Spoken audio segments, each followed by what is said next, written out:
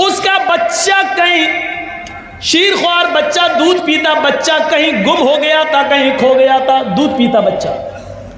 ये औरत जब अल्लाह के नबी सल्लल्लाहु अलैहि वसल्लम के सामने पेश की गई और जो कैदी नबी के सामने पेश किए गए,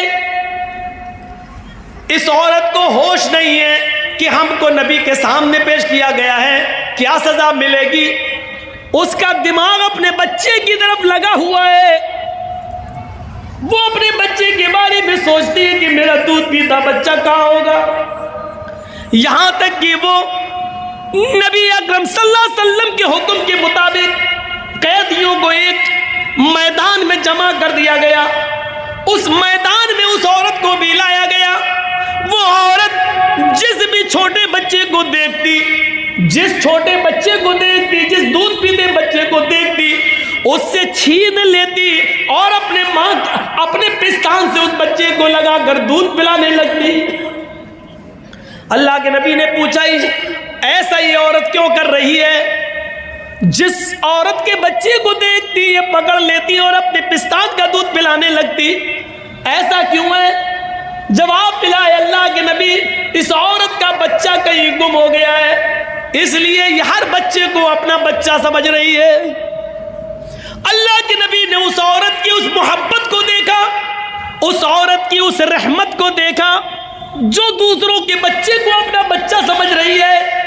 अल्लाह के नबी सहाबा से सवाल करते हैं, आए मेरे साथियों, अगर इसको इसका बच्चा मिल जाए और फिर इस औरत से कहा जाए कि अपने बच्चे को आग में फेंक दो, तो तुम क्या उम्मीद रखते हो, क्या ये औरत अपने बच्चे को आग में डाल देगी?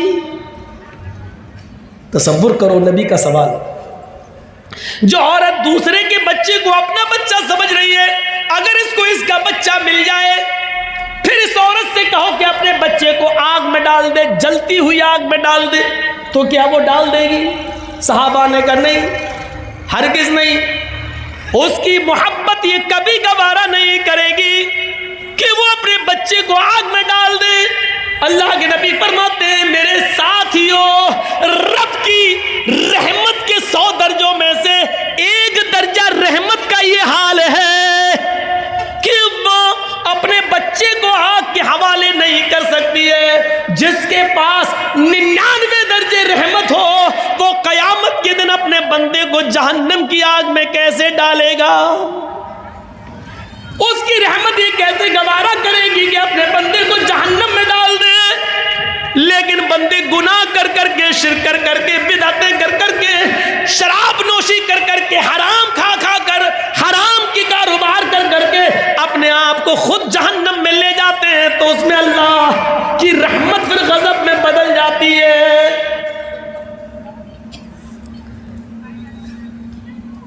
वरना रब की रहमत ये गवारा नहीं करेगी। जिसके पास 100 दर्जे रहमत हो, वो कैसे गवारा करेगा कि मेरा बंदा जहन्नम में जाए? आप एक मिसाल को समझने की कोशिश करें। आपकी बेटी है, शादी हुई, आपने बहुत से बर्तन उसको जहेज में दिए, कांच के 2 बर्तन, कांच के 2 गिलास, शीशे के 2 गिलास आपने उसको दिए, बहुत से बर्तन दिए, लेकिन 2 गिलास रखे हुए थे अलमारी में, और कांच के दोनों गिलास जिसको आपकी बेटी ससुराल में जाने के बाद रोजाना साफ कर करके रखती थी, अचानक दोनों गिलास गिरते हैं नीचे। एक गिलास तो टूट कर टुकड़े टुकड़े हो जाता है और दूसरा गिलास बच जाता है। इत्तेफाक है, दूसरा गिलास बच जाता है। अब आपसे मैं पूछता हूं, आपकी बेटी किस गिलास की हिफाजत करेगी, जो बच गया उसकी या जो टूट गया उसकी? कोई भी अक्लमंद इंसान होगा, उसको अगर खड़ा करके पूछा जाए तो वो यही कहेगा, अरे जो टूट गया उसकी क्या हिफाजत करेगी, वो तो चकनाचूर हो गया है। उसकी हिफाजत करेगी जो बच गया है। तो जो गिलास बच गया उसको उठाएगी, उसको पोंछेगी और फिर रख देगी, और जो टूट गया चकनाचूर हो गया। वो जानती है कि ये जुड़ नहीं सकता। अब उसको घर में भी रखना गवारा नहीं करेगी। झाड़ू से इधर उधर कांच तो नहीं बिखर गई, किसी के पैर में न चुभ जाए, इसलिए उस जगह को साफ करके उस टूटे हुए कांच के गिलास को साफ करेगी और एक बर्तन में लेकर डस्टबिन में डाल देगी या बाहर कूड़े में जाकर फेंक देगी। उस टूटे हुए गिलास को कभी वो अपने पास नहीं रखेगी। क्यों? हर चीज का एक क्वेश्चन होता है, क्यों? यह भी एक क्वेश्चन है। वो सही सलामत गिलास की हिफाजत कर रही है, लेकिन टूटे हुए गिलास को घर से बाहर क्यों फेंक रही है? इस क्यों का जवाब है, सही सलामत गिलास की हिफाजत इसलिए कर रही है क्योंकि वो काम की चीज है, वो पीने के काम आएगा, मेहमानों को पानी पिलाने के काम या चाय पिलाने के काम या दूध पिलाने के काम आएगा। लेकिन टूटा हुआ बर्तन किसी काम का नहीं, इसलिए उसको बाहर फेंक रही है। चलिए, अब मैं आपसे पूछता हूं कि एक मां के दो बेटे हैं, दोनों बेटे जवान हैं। एक पढ़ लिख कर बहुत काबिल हो गया है, उसकी सरकारी सर्विस लग गई है, उसको 1 लाख रुपया महीना मिल रहा है। मां बूढ़ी हो चुकी है, बाप का इंतकाल हो चुका है। वो बेटा 1 लाख रुपया महीना कमाता है, 50,000 रुपये महीना कमाता है, और उसी पर वो अपना पेट भी पालता है, अपने बीवी बच्चों का पेट भी पालता है और अपनी बूढ़ी मां का भी ख्याल रखता है। लेकिन उसी मां का एक दूसरा बेटा है, वो भी जवान है, लेकिन उसके दोनों पैरों में पोलियो है, लकवा मार चुका है, उसके दोनों हाथों में कंपन है, हाथ भी उसके लकवा मार चुके हैं, वो न उठने के लायक है, न अपने से बैठ सकता है, न अपने से खा सकता है, न अपने से पेशाब और पायखाना कर सकता है। इस बच्चे की उम्र भी 18-20 साल है, इसका भाई भी 20-22 साल का है, जो कमाता है और अपनी मां को खिलाता है। लेकिन ये बेचारा अपाहिज बच्चा, दोनों पैरों से अपाहिज, दोनों हाथों से अपाहिज, बिस्तर पर लेटा है। ये न कमा सकता है, न मां का पेट भर सकता है, न खुद खा सकता है।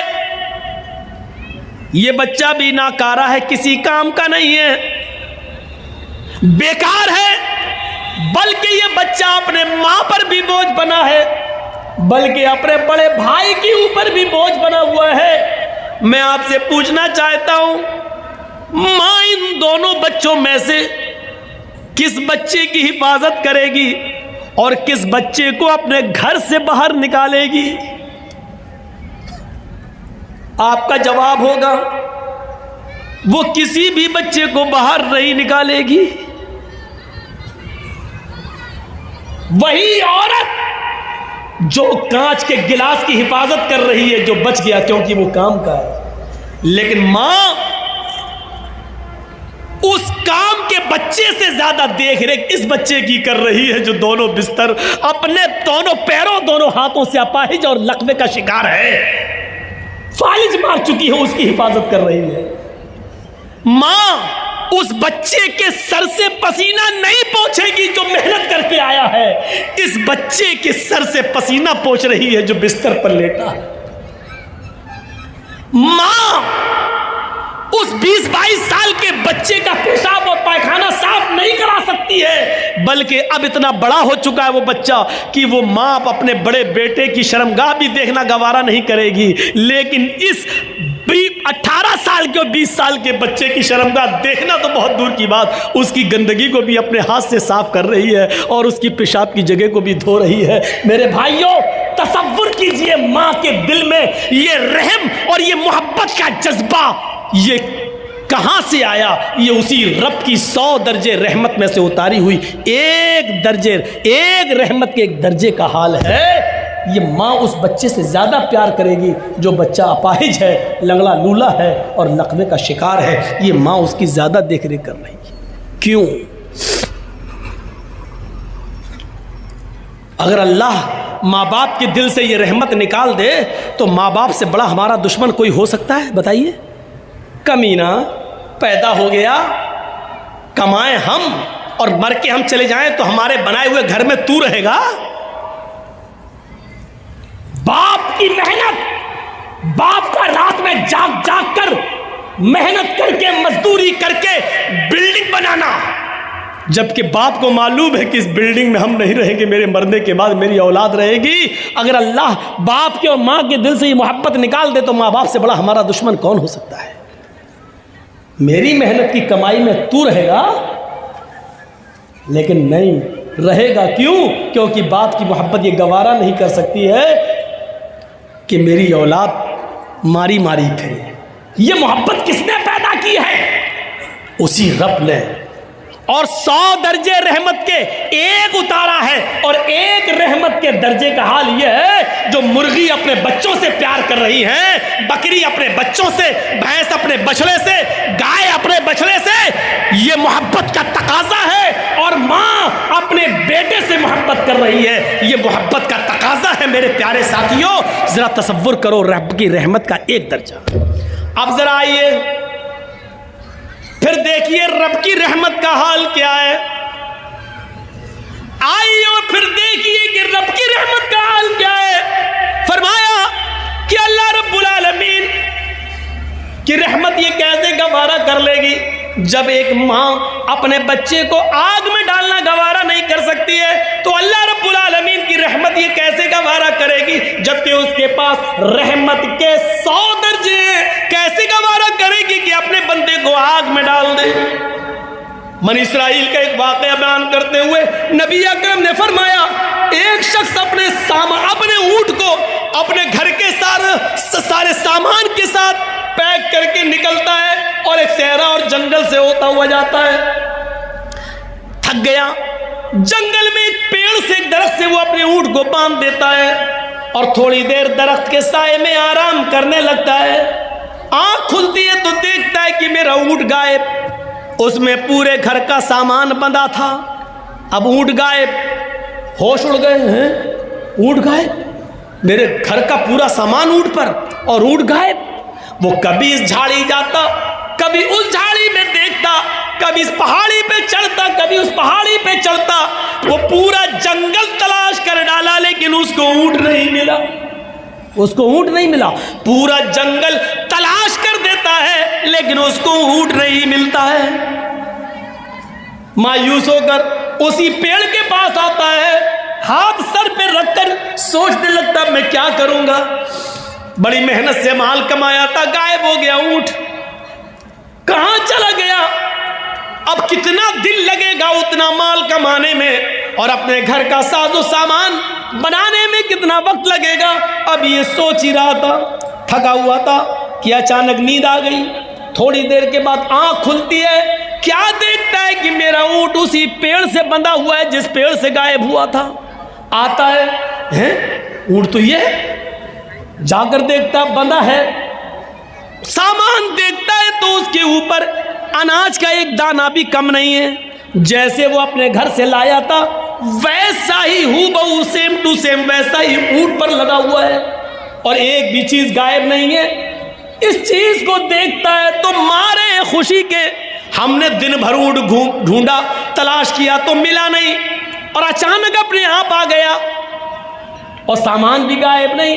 इसको देखकर वो इतना खुश होता है, इतना खुश होता है कि ऊंट को देखता जाता और नजरें आसमान पे डालता जाता और अपने रब से कहता जाता, अल्लाहुम्मा अंता अब्दी व अना रब्बुक। अय अल्लाह, मान गया तेरी कुदरत, अय अल्लाह मान गया मैं तुझे, वाकई तू मेरा बंदा है और मैं तेरा खुदा।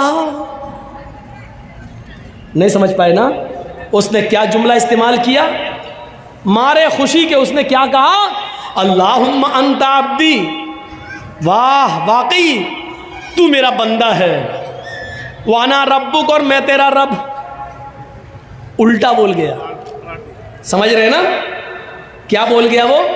उसको बोलना ये चाहिए था कि वाकई मैं तेरा बंदा और तू मेरा रब है, लेकिन ऊंट पा गया, सामान लदा है, खुशी में उसको पता नहीं है, दिमाग से हट गया। इतनी खुशी हुई उसको, इतनी खुशी हुई कि उसका दिमाग ठिकाने नहीं रहा और मारे खुशी में कह गया अल्लाहुम्मा अंता अब्दी व अना रब्बुक, वाकई तू मेरा बंदा और मैं तेरा रब हूं। अल्लाह ने जुमले सुने तो मुस्कुरा दिया। ये मुस्कुराने वाला जुमला थोड़ी है।